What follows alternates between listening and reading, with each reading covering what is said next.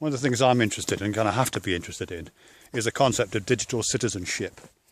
I don't know if you've come across that. It might just be a UK thing, but it's something that's taught in a lot of schools, either in the context of kind of civics classes or more generally.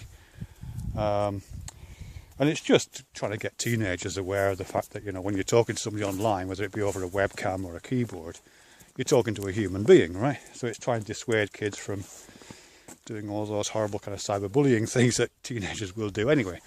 But at least the idea is put in their heads that, that there are human beings out there and they're like you, and they can be hurt just like you can be hurt, and all those kind of things. Just to apply the normal rules of civics, just to remind people really that the normal kinds of rules of civics apply to online environments. That's essentially what digital citizenship's about.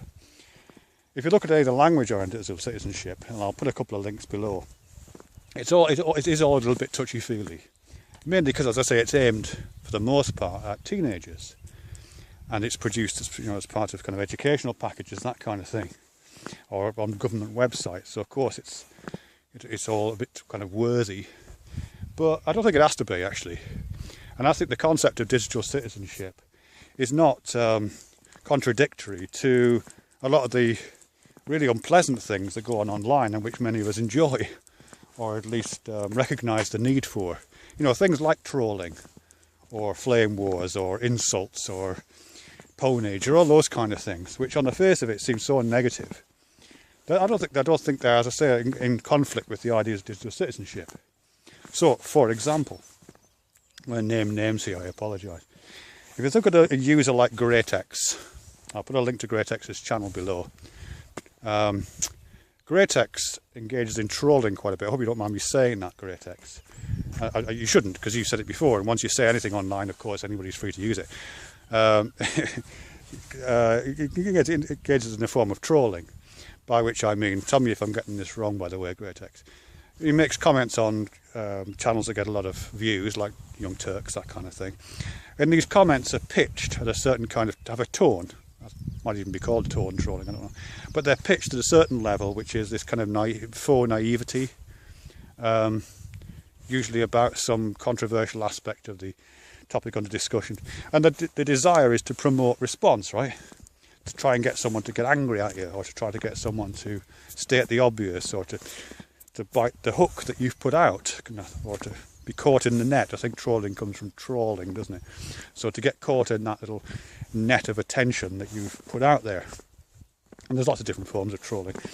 But there's nothing inherent in that, which is against the principles of digital citizenship. It might not be nice behaviour, or some people might not see it as nice behaviour. But nevertheless, it doesn't hurt anybody. It doesn't threaten anybody's livelihood or their channel, or their... If their feelings are hurt, it's because they've taken the bait, essentially. I'm not saying it's always good. I'm not defending it as a practice, by the way. I think Greatex is fine, but of course there are trolls which are really horrible. And I'm not defending that as a practice. But all I'm saying is it's not in contradiction to digital citizenship. And another person I would mention here is Gary in Mendham. I don't watch your videos anymore, Gary. I haven't watched them for ages. But I assume you're still making the same kind of content.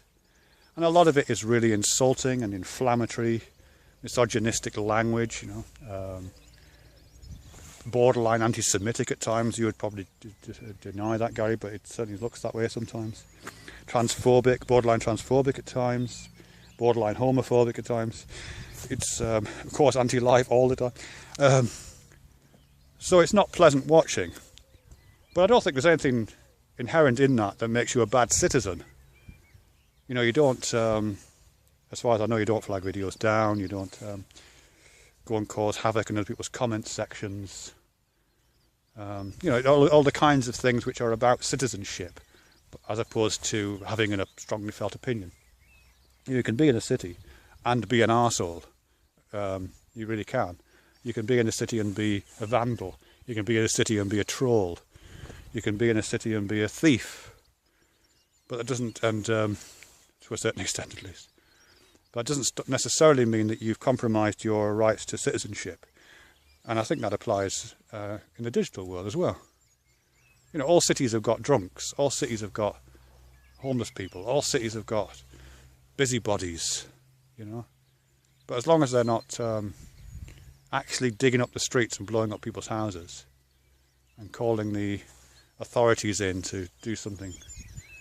Sorry, my metaphor is running out of steam here. You know what I mean, right? All I'm saying is digital citizenship. It isn't about being goody-goody. It's something else. And it's actually, I would say, just one last thing.